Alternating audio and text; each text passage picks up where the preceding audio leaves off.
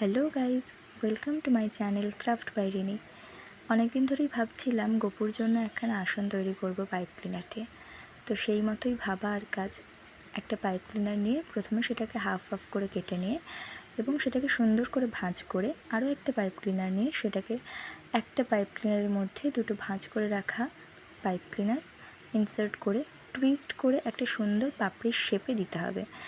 এইভাবেই প্রত্যেকটা পাপড়ির শেপ আমাদের একটা একটা করে করে নিতে হবে। ঠিক যেভাবে এখানে দেখানো হচ্ছে সেইভাবেই কিন্তু টুইস্ট করে খুব সাবধানে পাপড়িগুলোকে তৈরি করে নিতে হবে। শেপের গণ্ডগোল হলে কিন্তু পাপড়িগুলো একদমই হবে না। তো এরপরে আমরা কি করব, প্রত্যেকটা পাপড়ি করে নেওয়ার পরে কিছু পাপড়ি আমি ব্যাক ক্যামেরায় করে নিয়েছি। MDF বোর্ড ইউজ করেছি এবং একটি হট গ্লু গান ইউজ করেছি। হট গ্লুয়ের সাহায্যে প্রত্যেকটা পাপড়ি একটা একটা একটা করে সেট করে নেব। এই একটা একটা করে পাপড়ি সেট করার সময় খেয়াল রাখতে হবে যেন পাপড়িগুলো একটার সঙ্গে আরেকটা লেগে না যায়। একটু সুন্দর করে সেট করতে হবে।